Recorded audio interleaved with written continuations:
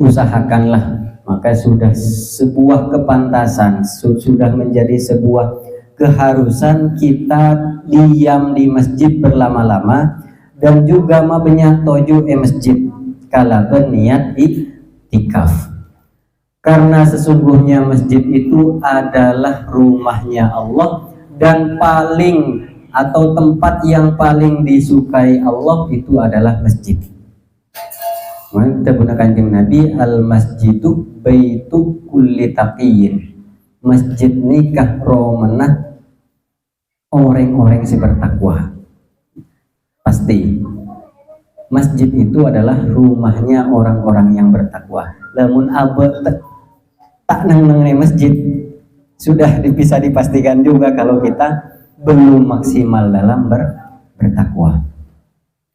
Wa qala alaihi salatu wassalamu banatabu, kanjeng Nabi, mun sampian ngetela melihat seseorang yang terbiasa ke masjid, maka saksikanlah oleh kalian orang itu adalah orang yang memang benar-benar memiliki iman.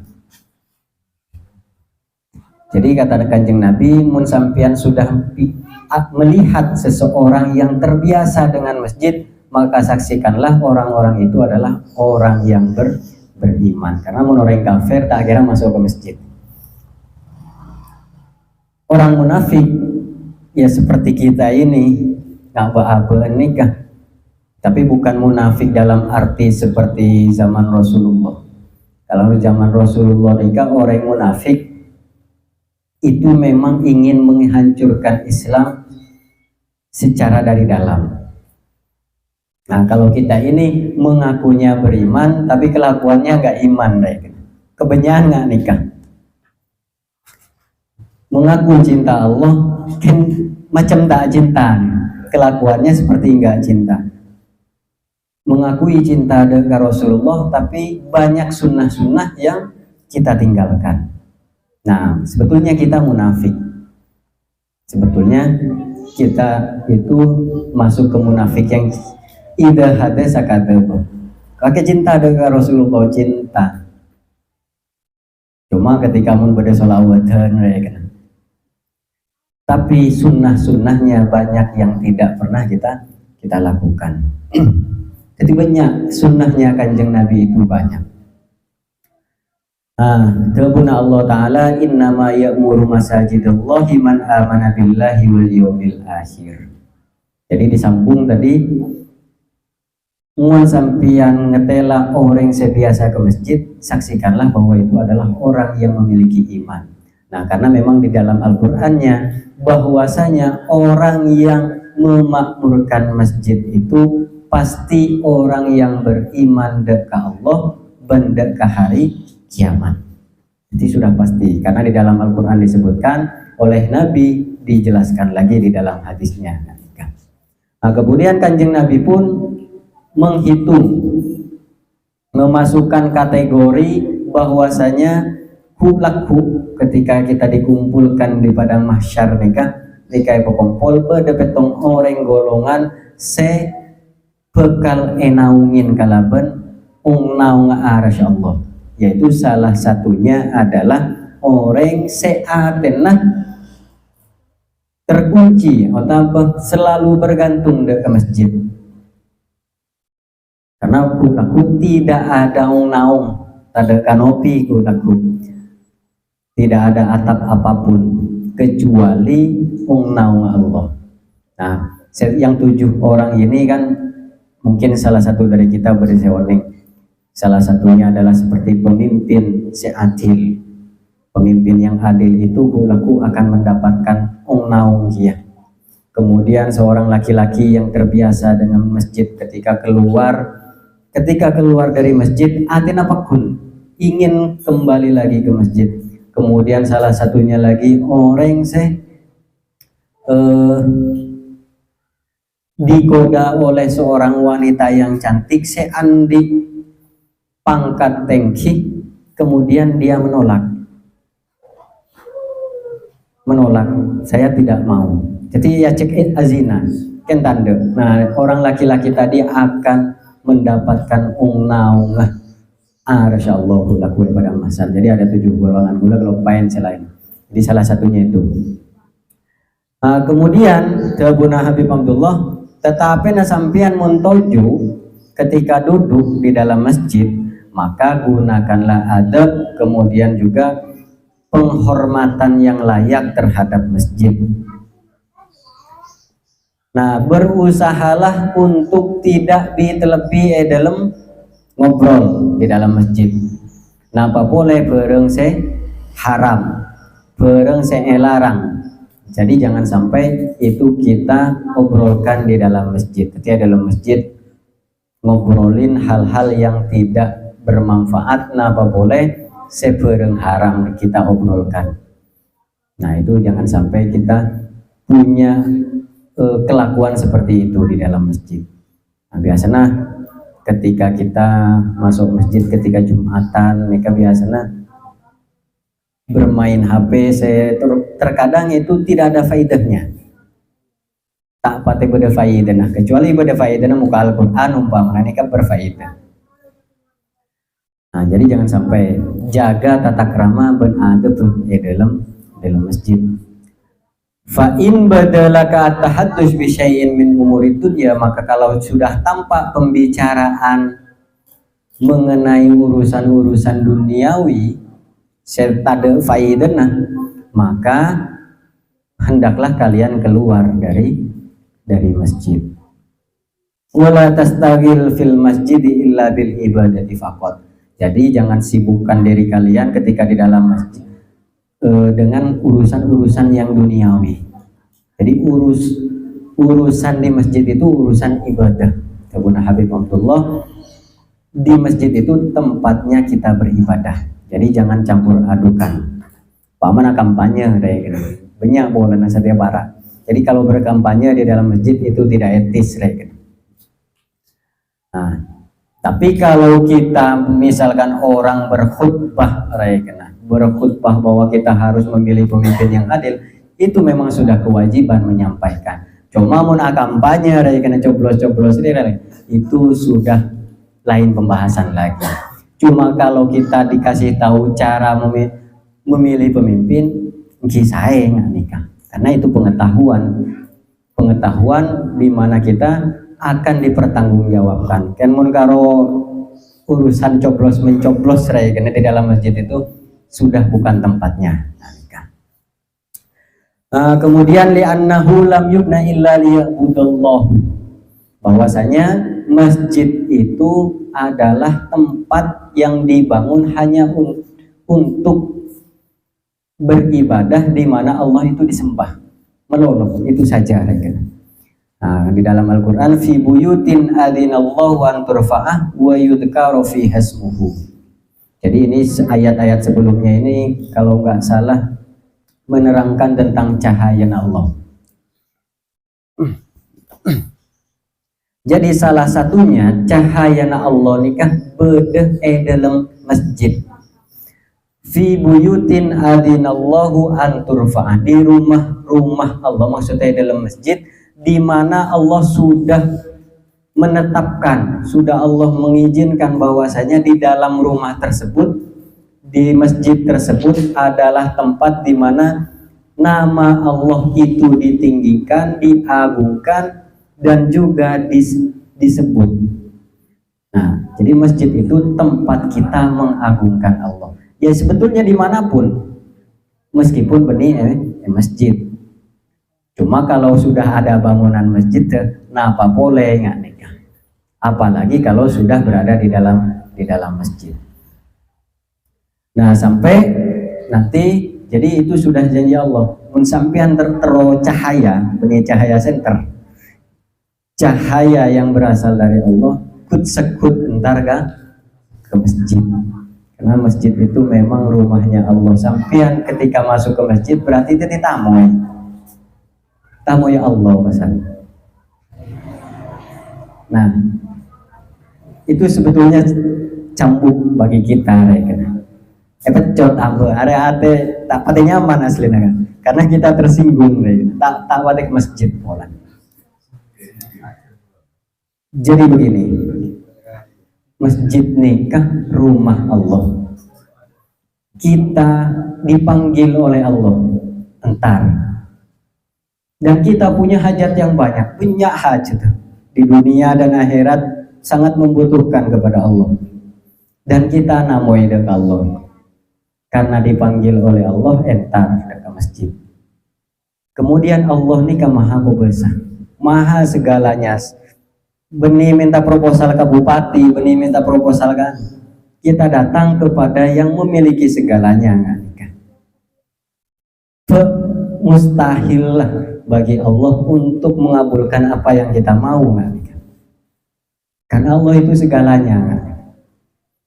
Jadi terkadang kita itu ya karena sudah terbiasa sebab dan akibatnya itu terlalu menggantungkan pada manusia ya, jadi seperti kita ini jadi kita usaha dari sekarang sedikit demi sedikit ke Abah TV, karena memang rumah sahabat jarang sih ke masjid, kecuali tepat Jumatan atau apa tepat jual bola nah ada kenangan boleh ntar ke masjid nggak. Nah jadi seperti itu. Jadi kenapa boleh kita yang memiliki hajat di dunia dan akhirat, ketika biar Allah panggil, iya antar dena kena. Tapi kita nggak mau kena. Nah itu kelemahan kita. Jadi benar imannya kita itu belum sempurna kena. Wa idza dakhaltal masjid faqaddim rijlakal yumna. Ketika sampean mau masuk ke masjid, maka dahulukan kaki yang kanan, kemudian katakan bismillah wassalatu ala rasulillah. Allahumma gfirli dambi waftahli abwab rahmatika. Ini kasih sampurna.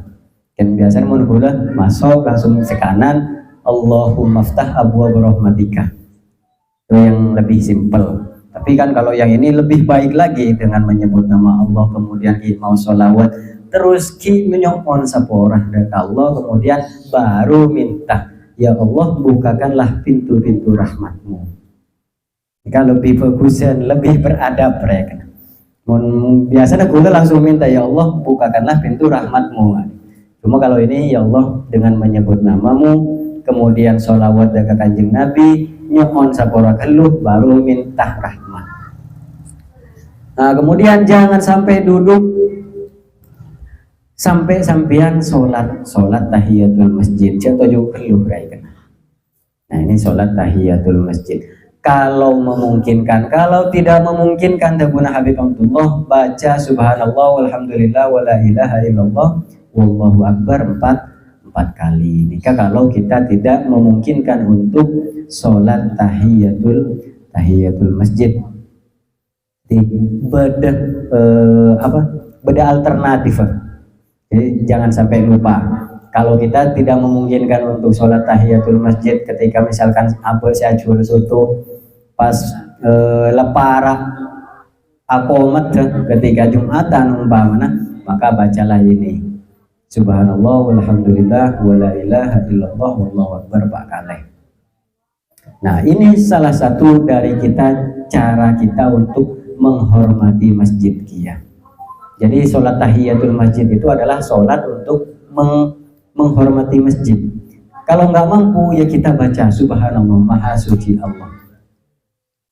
Nah, ketika kita mau keluar maka dahulukan yang kiri.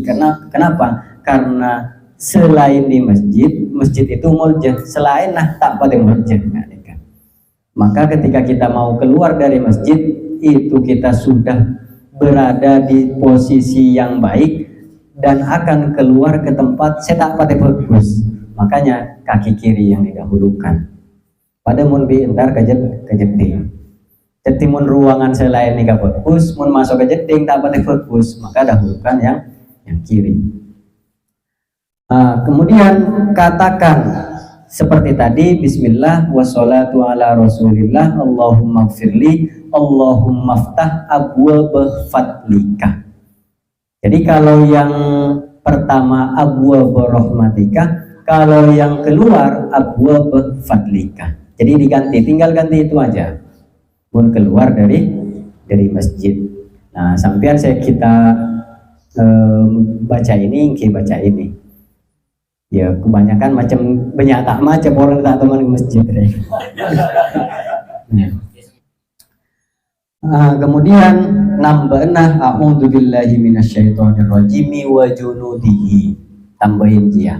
Jadi kalau keluar dari masjid itu kan kita meminta, kalau kita masuk ke masjidnya kita minta rahmat, kasih sayang Allah. Ketika keluar dari masjid maka kita meminta karunia Allah, kebelasan Allah, karunia Allah yang telah Allah sebar.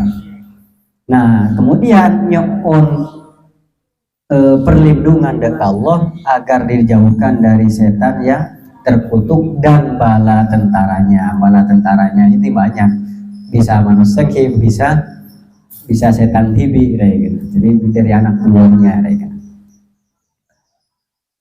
Nah, jadi sebetulnya mun eker-peker pole betapa segala kehidupan kita itu ya teratur seperti ini.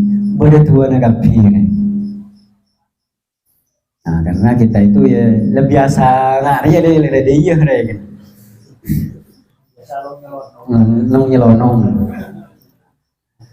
Nah, kemudian wa idza sami'tal muadzin, ketika kita mendengar orang yang adzan, maka katakanlah seperti apa yang muadzin katakan, kecuali di dalam dua hayya.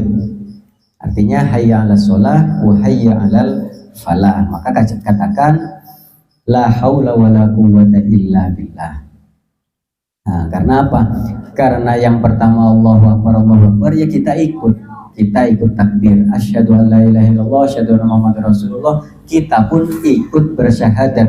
Ketika muadzin mengajak, menyeru kepada kita, ayo kita sholat, ayo sholat, ya. Nah, maka kita mengucapkan tidak ada daya dan upaya. Karena kan ini sifatnya ajakan. Karena sifatnya ajakan, ia tidak punya kekuatan untuk melakukan sesuatu yang baik dan juga tidak punya kekuatan untuk menolak sesuatu yang buruk kecuali berasal dari Allah. Maka jawabannya itu dalam aslinya. Abah ia cek untuk melakukan sholat, ya sebetulnya la haula wala quwwata illa billah. Nah, kalau kita sadar pada itu, kita tidak akan riya, tak ada riya, karena kita sudah sadar bahwasanya kekuatan kita mau sholat entar ke masjid ya berasal dari Allah. Nah, setelah sholat hayya 'alal falah. Nah, kalau mau menang ya sholat dulu deh. Benih menang dulu baru sholat pun baban kan deh ya. Terus sholat tuh kok khusyuk ibadah. Nah, itu clear. Makanya di Al-Quran itu iya karena butuh nyembah dulu baru nyon pertolongan, iya karena butuh, iya karena stain. Sholat dulu baru menang. Ya baban tepelik nyopo mun abot soki sedekah. Mun abot soki insyaallah khusyuk apa jengan. Ongkuan baban. Ini cerita orang yang gitu. Nah, seperti itu. Kita itu elik balik lah kan. Jadi sebetulnya ya tadi sholat dulu baru kita menang. Kahayya 'alal falah, mari kita menuju pada kemenangan itu, keberuntungan, kesuksesan. Ya la haula wala quwata illa billah kia. Maka ya jika bi muadzin la haula wala quwata illa billah. Ya benih pas dengan ntar ya. Benih pas tidak ada daya dan upaya nih. Menjadi pembenaran lagi. Wafit taswibi, dan salah satunya juga adalah di dalam taswib. Taswib itu adalah tadi as-sholatu khairum minan naum.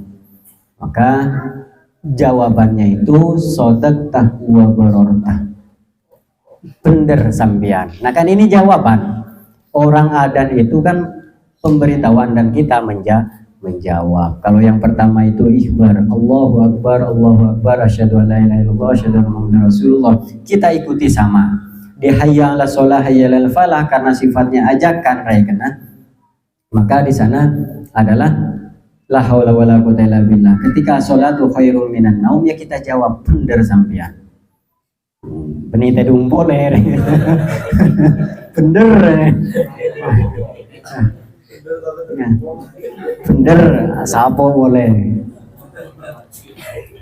Fa idza faragta min jawabihi fasolli ala nabi sallallahu alaihi wasallam summa qul. Nah, kalau sudah beres dari menjawab maka doa Allahumma rabb hadhihi da'wati tamma was salatil qa'imah ati sayyidina Muhammadil wasilata wal fadilah wasyarafa, mana tambahin kan biasanya wal darajatah. Nah, kemudian wa aksir minad du'ai bainal adani wal iqamah. Nah, di antara doa yang terkabul itu adalah tempat waktunya adalah di antara adzan dan iqamah. Karena sabda Kanjeng Nabi ad-du'a bainal adzanaini la yurad. Doa di antara dua adzan itu tidak akan ditolak. Wa minad du'ai warid fi hadzal waqti, di antara doa yang datang riwayatnya maksudnya pada sanad dari Kanjeng Nabi yaitu Allahumma inni as'alukal afwa wal afiyata fid dunya wal akhirah. Allahumma inni as'alukal afwa wal afiyata fid dunya wal akhirah. Ini salah satu doa pamungkas dari Nabi Abdullah, salah satu doa yang utama kalau sapu jagat kan lah apal kabeh.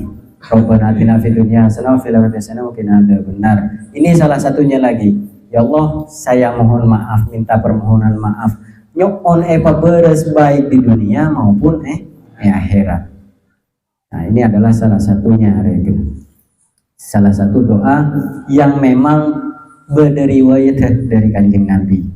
Nah, doa yang berasal dari Kanjeng Nabi kita harus lebih senang lagi. Misalkan gula ke baitu doa reken.